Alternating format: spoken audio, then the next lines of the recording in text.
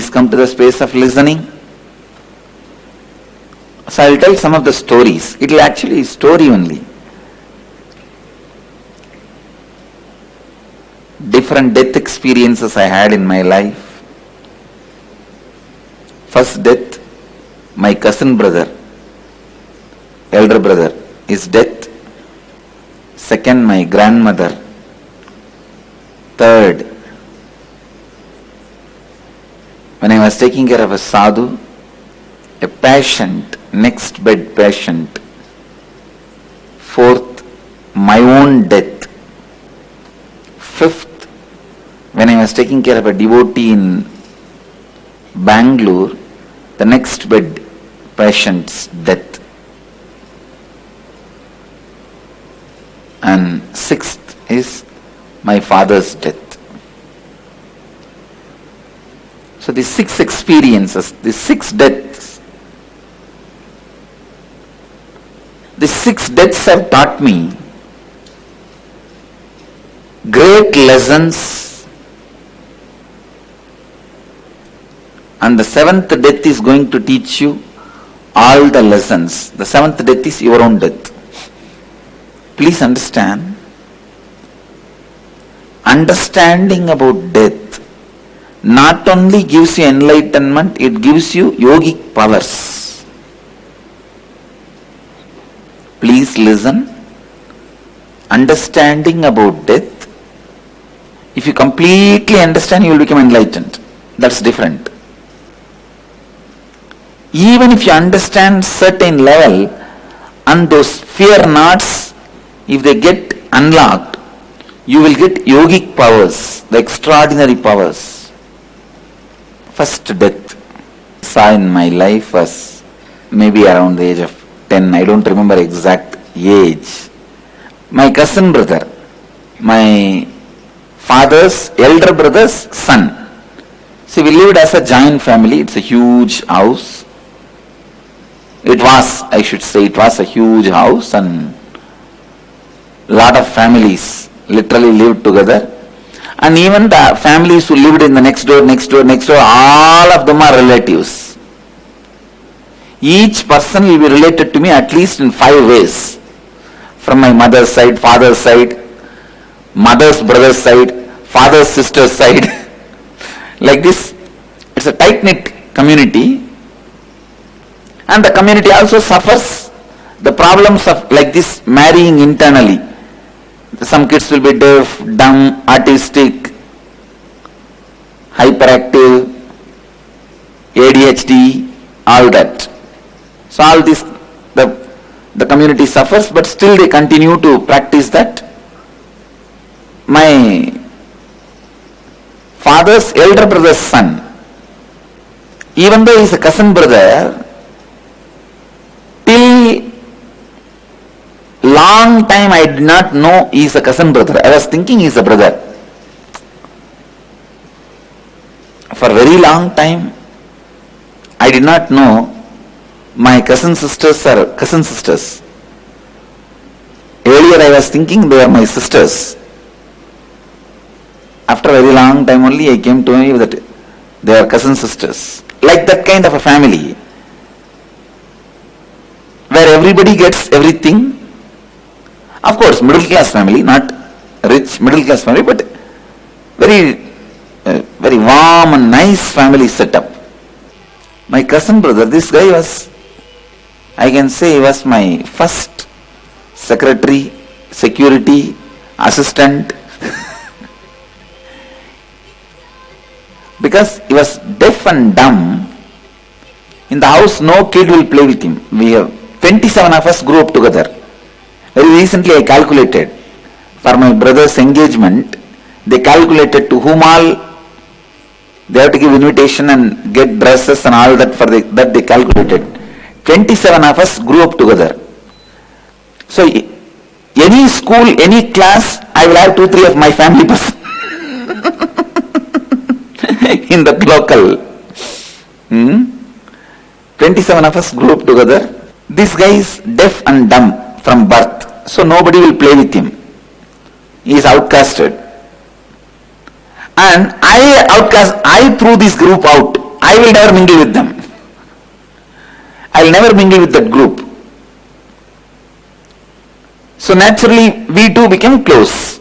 In my case, I never felt attracted or attached to this whole group. You should know that my whole life, not once I have played any sports or game or went around and played with boys and the kids the school time. After I started a public life only, I am playing, or I can say that seeing the world. Never ever felt connected to any of these things related to childhood. Sports or games or playing or TV or cinema. Never mixed with the other kids, never had a regular life like other kids. This guy is my secretary. Almost like he is everything. When I do the puja, he will be the security for other kids not come and snatch my Nivedyam. I will keep some food items for the deity. These kids will come and when I am sitting with a closed eyes, they will steal and eat it away and go away. When I open my eyes, I do not know whether the god ate or this god's bhutas ate. He is the security.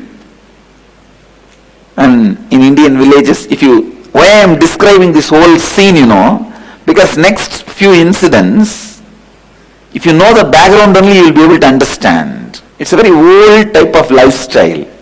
The house was 300 years old. Large size house. If you are from southern part of India, you will understand the scene I am describing very vividly. It's a large house built in teak wood and stone. Each family, if a girl gets married, she will get the share in jewels. Boy gets married, he will get share in the land. And in the house, each room will be given to one family. When a boy gets married, he will be given a room. And in the outside veranda, all these kids will be rolling. You don't know whose kid is who. Like a dozens, it will be running around. And they will make hell God. I still remember these guys will go and directly drink the milk from the cow. And when the grandmother goes to milk the cow, milk will not be there and she will come and throw the vessel. And always there will be some galata going on. One ran away and hit at the other, another one ran away and stolen 25 paise, and the third one ate the other's candy. It will be a continuous ruckus. Unfortunately, very fortunately, I never even heard the idea about child abuse. Forget about going through or seeing somebody going through or hearing somebody going through. Even the idea never existed. Only now when I hear, I am shocked. Even from Indians I hear, in the childhood they went through some abusal things. Somehow, when I grew up in that area, in that village, I never heard about this. That is one good thing. Because of that, any kid will go to any house and eat anywhere and sleep there itself. I still remember that 4th Street, we will be walking around, we will playing in the street only. All the kids will be playing in the street. I may not go to play with them, but I will be roaming around in the street only. Those days the automobiles are not that frequently, will not be going in the road. You will not see a car or a bus that frequently. You will only see the cycle, and in those days the TVS 50, that's all. Cycle and TVS 50, nothing more you will see. Whole day only 3 times bus will come inside the town. Whole day. Morning bus comes means 8:30. We know we have to go to school. Noon bus means lunch break. Evening bus means school over. And that will also from another nearby village, that bus will come. And the horn will be so loud, the whole village can hear the horn.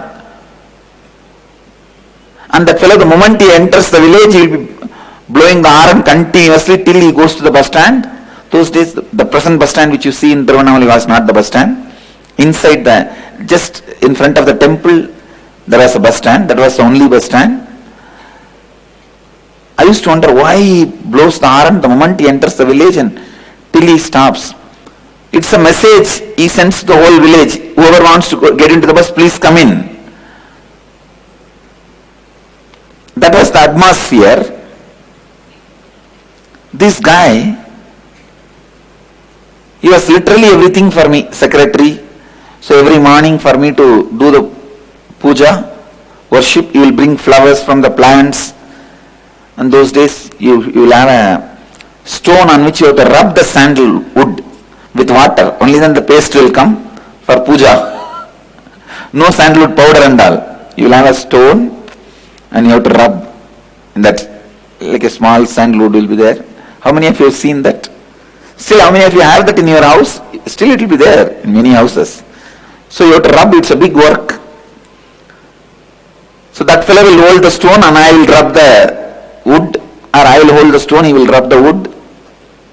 He will be a great helper. One day suddenly, he went to a nearby village after my morning puja. Morning I did my puja. He helped me and he was, after my puja, he told me that Swami, I am going to the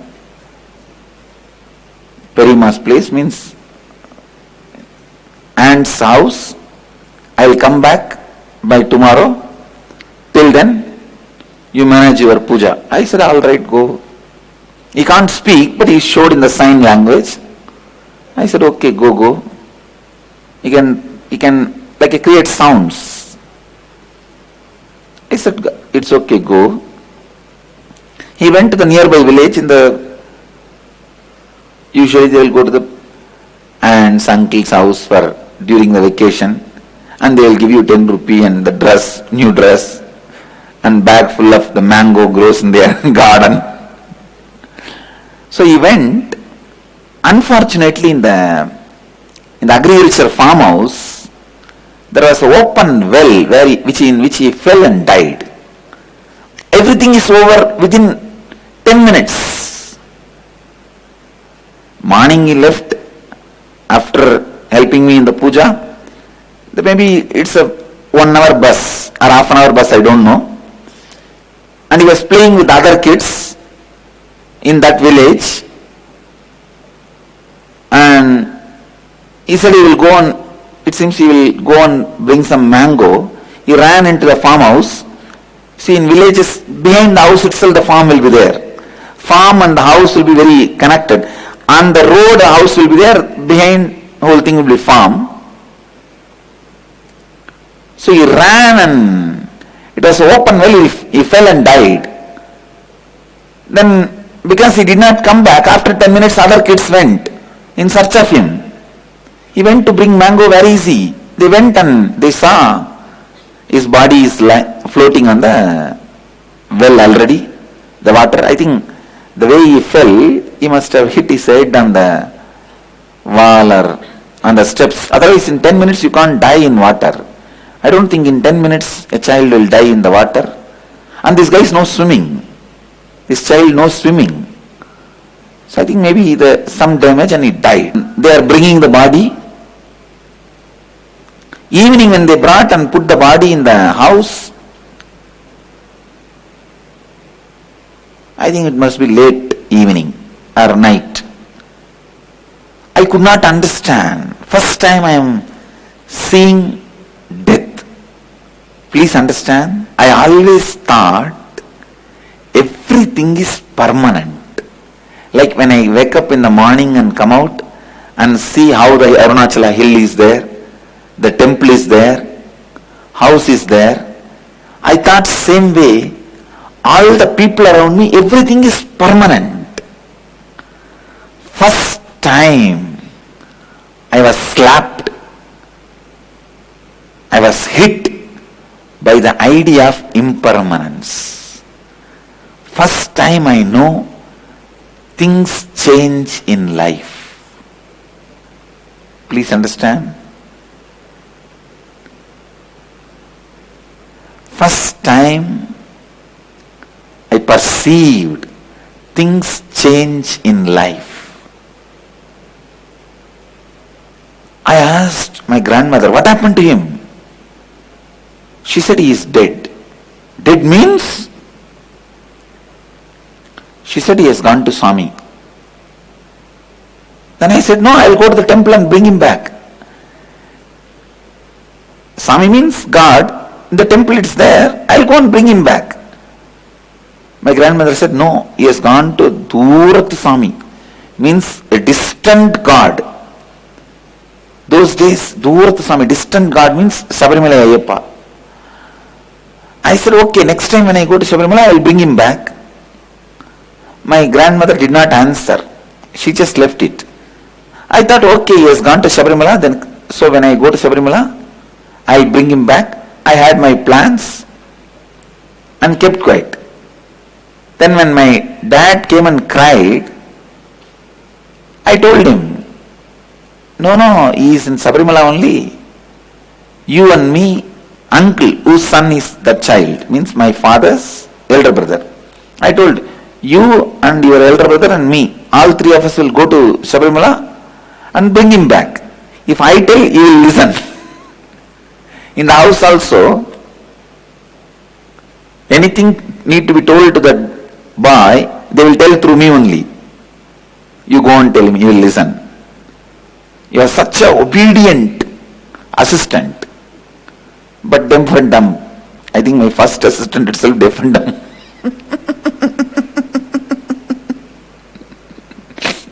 Anyhow, but very nice guy, very nice kid. Above all, emotionally very attached. Very attached. And the only one person with whom I was relating in the whole life, other than Raghupati Yogi and Kuppammal, this guy is the only person I will relate with. So I said, we three will go and bring him back. Then my father said, no, he is not in Sabarimala, he has gone to the place where he will never come back. That shook me. Please understand. First time I understood life is impermanent. The impermanence, the lesson of impermanence entered into my system. Suddenly I started shivering, shaking. I felt, oh God, if this boy is not there today means, then tomorrow maybe the temple I am seeing will not be there. The hill I am seeing will not be there. Especially temple may not be there is the thought I was not able to tolerate, because my whole life was temple. I will be playing only there, I will be sitting only there. My whole day I will be spending there. It hit me that things may not be there permanently. Please understand. Even in your life you see death, but unfortunately you get diverted into something else. You do not allow the death to hit at you properly and teach you the lessons you need to learn. So the idea of impermanence entered into the system. I started feeling like, oh God, what will happen if somebody takes away this hill? What will happen if one day if this hill dies? Then I will not be able to go around it. What will happen if the temple dies? Then I will not be able to go and play there. I did not know the temple is made out of stone. The hill is made out of stone that cannot die. At least they are going to live longer than you. All that I do not know. The temple is going to live longer than me. The hill is going to live longer than me. All that idea is not there. But the impermanence has hit at my inner space. Things are not permanent as we see. It started penetrating my whole thinking. Please understand. It has started getting assimilated in my being. My consciousness has started assimilating the truth of impermanence. Nilayamai. In Tamil we call it Nilayamai. In Sanskrit we call it Astirata.